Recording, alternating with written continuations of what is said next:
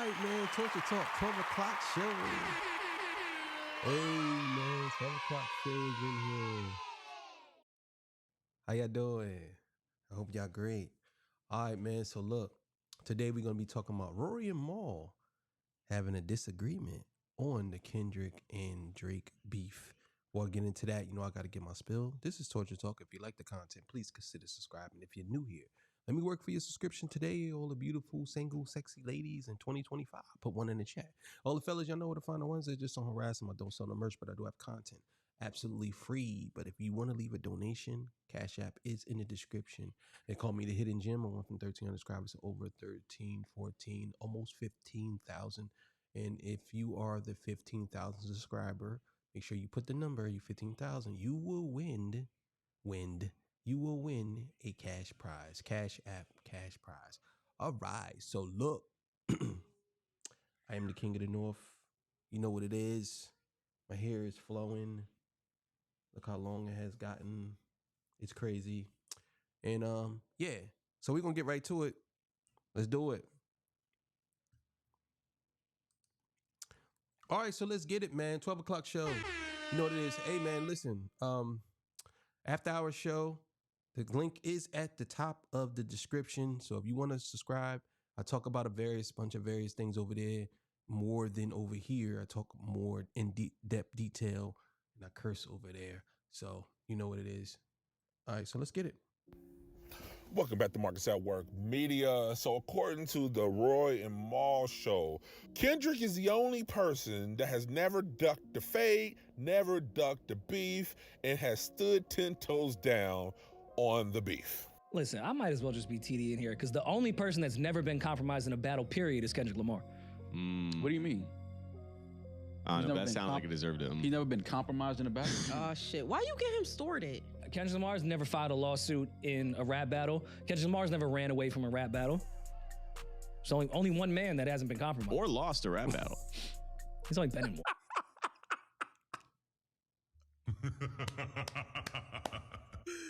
Oh, I want to see how I gotta see how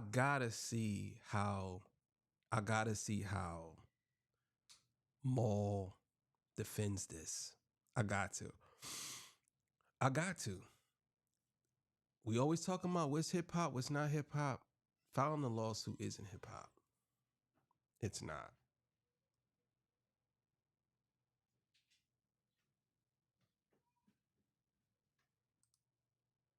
That counts. That's not fair. Got to start somewhere.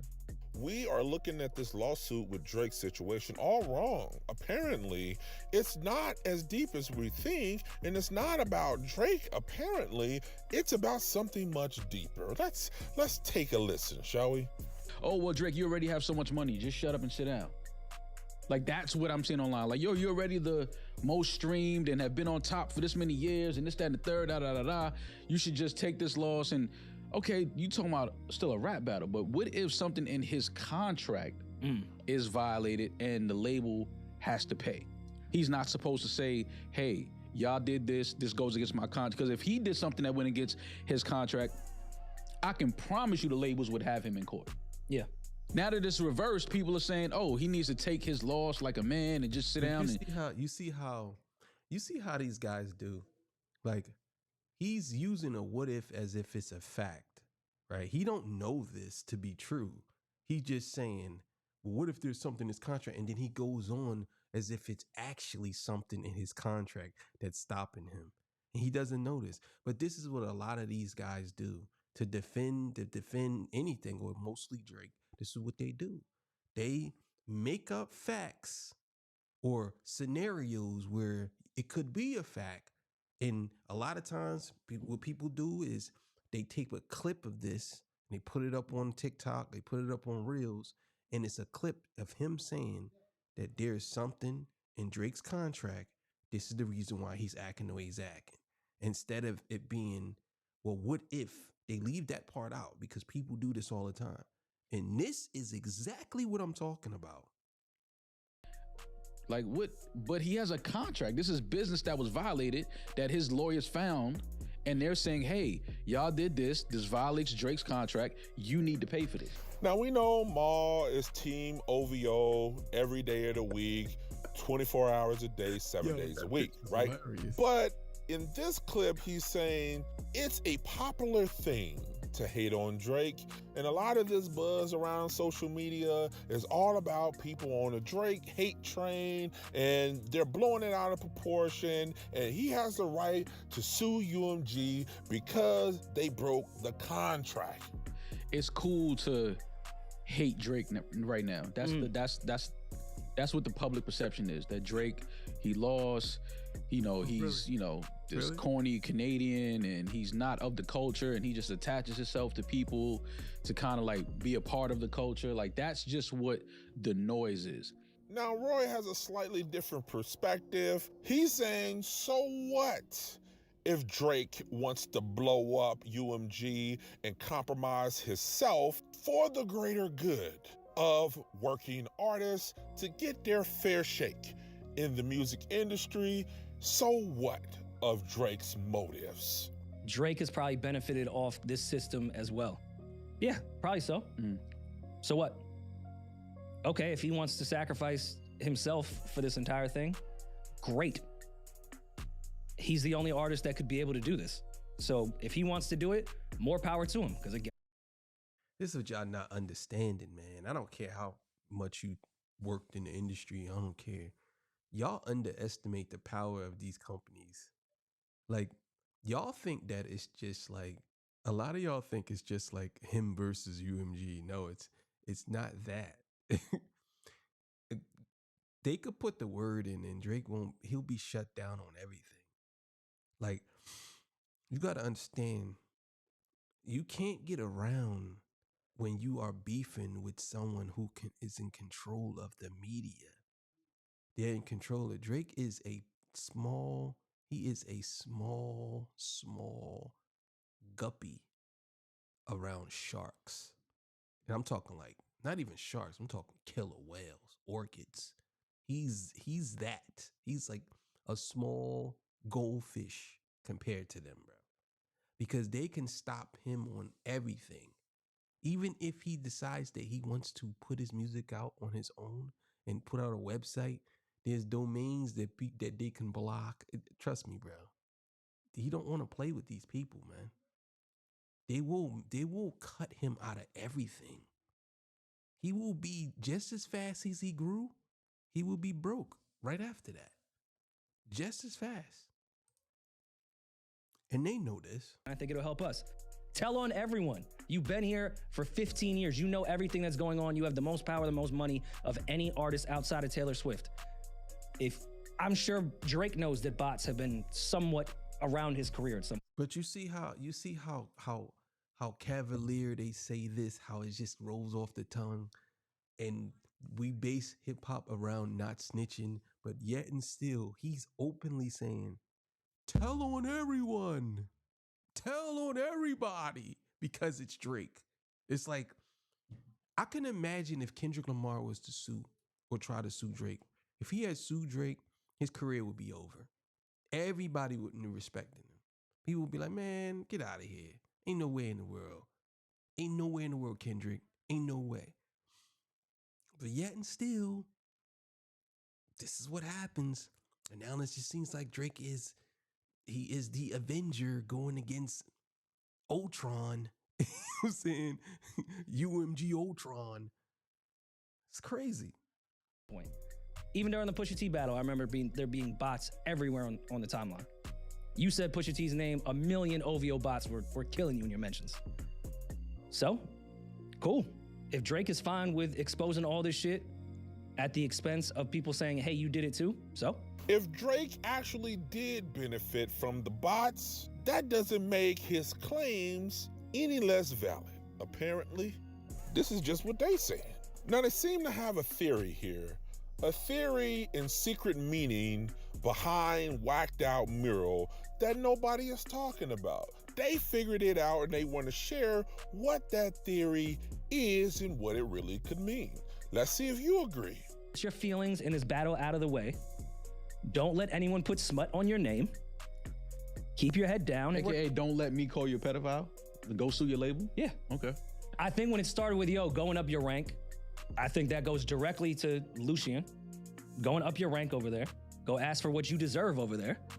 You're a god even when they say you ain't, because they're saying we're not going to give you the value of what you want in this negotiation. Look what happened. You are quote unquote. You're not worth this billion that you're asking for. This is all alleged, by the way. You're still a god over there. Like, don't let them ever do that. Keep your feelings out the way. Go sue. Don't let anyone put smut on your name. Go do the defamation case. Don't let no one put no smut on your name like that. That's crazy. I called you Bro, I didn't even think about it that way. That's crazy. I might have to do another reaction to that and break it down. I didn't even think about it that way. He literally could be talking to Drake. That's a good one, Rory. I ain't gonna lie. That's a real good one.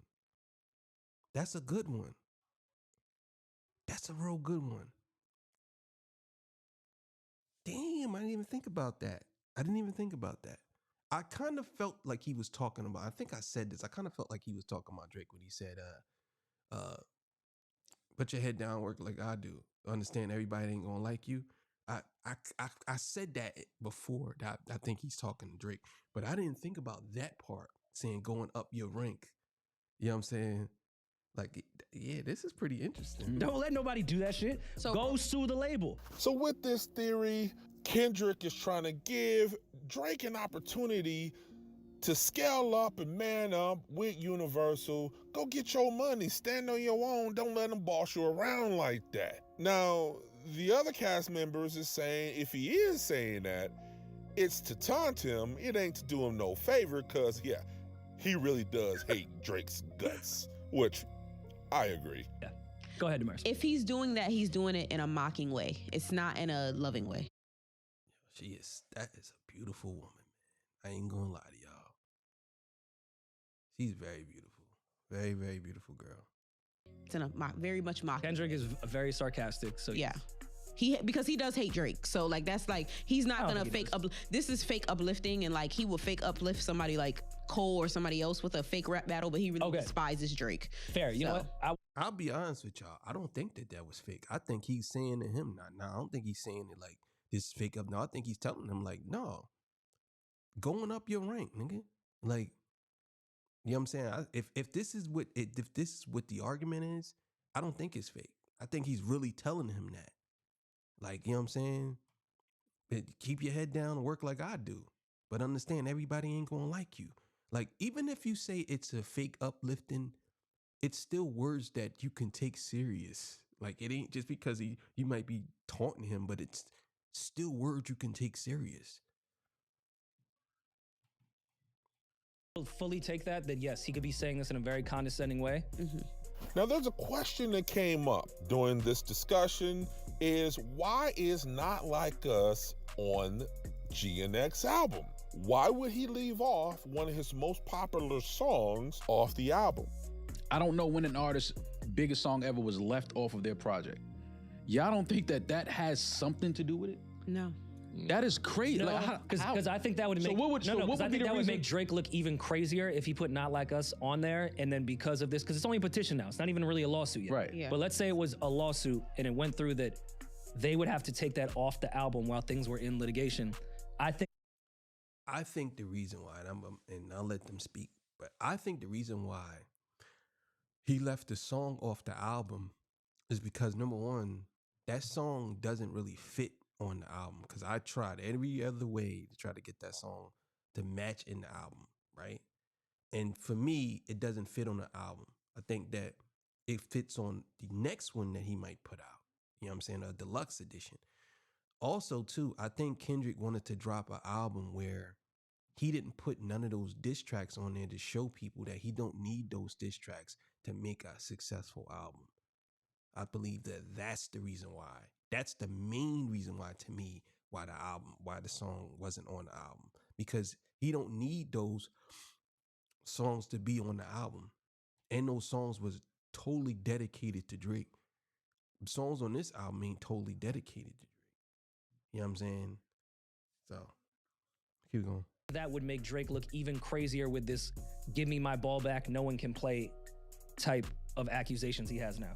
some cast members are speculating it's because he values a body of work in itself. And Not Like Us did not fit with the body of work of GNX, so he did not include it. Other people are saying it's easier for them to keep it separate in case there's any litigation and dealing with the Super Bowl and the dispute and the bot allegations and all of that. What do you think? When has an artist ever left their biggest song off of their album?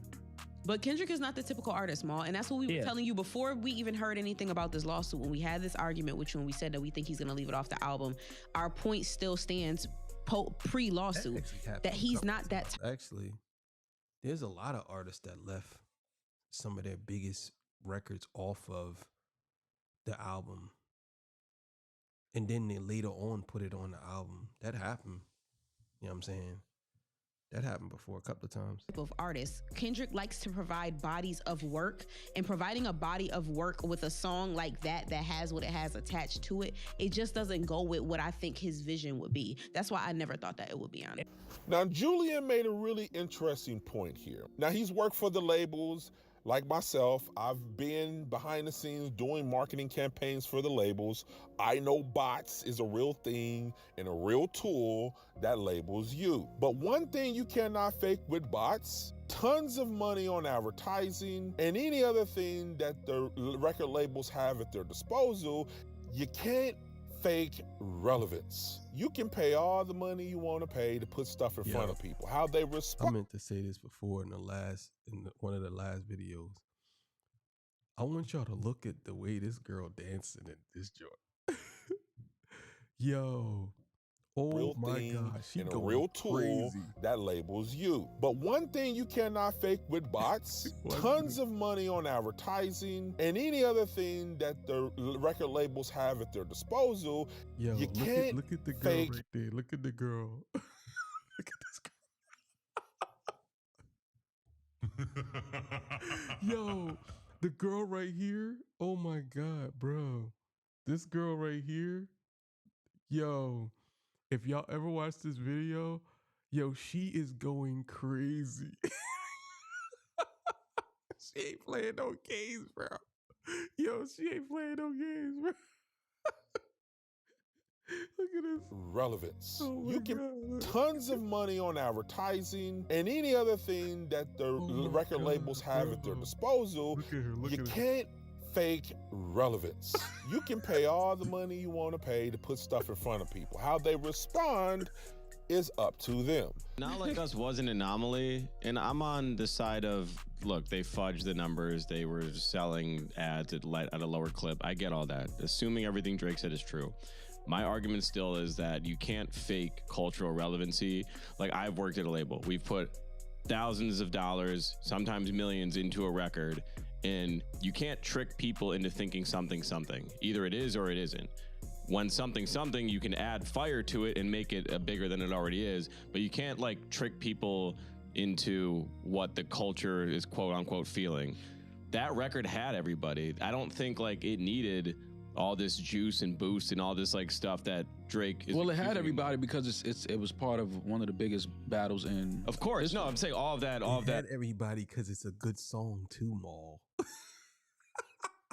That's what he always leaves that part out. The song is fire. It's a classic song. It's a timeless record, bro. That's why it's not just because it was the battle with Drake. I mean, that adds to it, and that's one of the biggest components. But most people that heard the song don't even know that him and Drake was battling, to be honest with you. A good portion of people, I know people from other countries that hit me up, and they had to ask me, was he battling? Like, was Drake a PDF file? Outside of that, there's a bunch of people. I was in a club in Colombia, and they was playing it, and people were saying it word for word. They don't even know English. But they were singing that song. You know what I'm saying? To be fair, they played all the songs, but yeah, it was crazy. With it, like that's what made this song what it was. So it has to stick and resonate to some degree, or all of that money is just wasted. So the theory is, even if bots was in play here, Kendrick's song had to connect with people in a way to be able to make bots even work properly, the way it is intended, on top of ads, on top of pushing money behind it for advertising. It's like an old school Chevy. When it first starts, you gotta kind of rev the engine, get the motor revved up, get it warmed up in order for it to actually get going and get the engine moving. That's kind of how marketing works. You gotta kind of get the ball going, and if people are not connecting with the song, it doesn't get the ball going no matter how much money you put behind it. Now, to Julian's point, it has to connect, and that's what that song did. So I don't even think bots is really a conversation. The people wanted to hear the song. That's why it did well. If you're Kendrick, are you upset that Beyonce's performing at the halftime on Christmas? Why? Why You be would it upset be? about Yeah. that? Because I think her viewership will be higher than his. I don't think that a Christmas Super game is Bowl. going to get bigger views What does than. that have to do with anything, though? It's like y'all looking for. Kendrick actually came out and said that it was unmatched. So even saying himself that it might be higher than his. But I don't think Kendrick is worried about that. I don't think he's worried about that. Even if it's Beyonce. Even if it's Beyonce. It's the Super Bowl, man. Huh? It's the Super Bowl. It's Beyonce. It's the Super Bowl. It's Beyonce. Beyonce's bigger than the Super Bowl. I'm a Beyonce You're fan. bugging. I'm telling you that it's still. Beyonce's bigger than the Super Bowl. I can't take this no more, bro. It's over. I'm done with this dude, bro. Beyonce's bigger than the Super Bowl? Are you crazy? You literally said that, bro. Like, you just said that as an arguing point. Let me see what he said. The Super Bowl. Now, Maul being Maul wanted to compare Beyonce halftime bowl with Kendrick's Super Bowl coming up. Now, one is Christmas, one is Super Bowl. The numbers are completely different. Maul is, I don't know, he's just trying to antagonize Kendrick fans. He's saying that Kendrick is probably feeling some type of way. Allow Beyonce to perform at Christmas during the halftime performance right before February's performance for the Super Bowl. The rest of the cast is like, hey, bro, those are two different things. This is not even the same. He wouldn't even be worried about that. The numbers are not going to be the same. And if you're Kendrick, you don't feel the type of like, damn, why would y'all? That's December. Mine is in February. Like, No. No. I don't even Matter of fact, great. Now you're just adding more credence of artists performing at halftime at NFL games to get people that typically wouldn't watch NFL games and are just music fans to watch NFL games. So what do you guys make of what these talking points are in the podcast? Yeah, man. I tell you, man. Maul Academics, Adam 22, Aiden Ross, Flacco, all you glazers. All you little glazers. I'm just saying, man. I don't think Kendrick is worried about Beyonce's numbers. And I think Maul be reaching so much that he just want what's name down. I'm not sure. But I believe he said Kendrick did win the battle. I'm not sure. Correct me in the comments because I heard him say that Kendrick won the battle. And then I think I heard him say that Drake still won the battle. Oh, he did say Drake won the battle. And I was asking the question, like, well, how did he win the battle? Off of what? Off of Family Matters? Like, come on, man. But either way, man, thank y'all for joining me, man. That was a pretty good episode. 6 o'clock show coming up. See y'all. Peace. Bye. Make sure I press the right button this time. This morning I was pressing the wrong button. Hey, hey.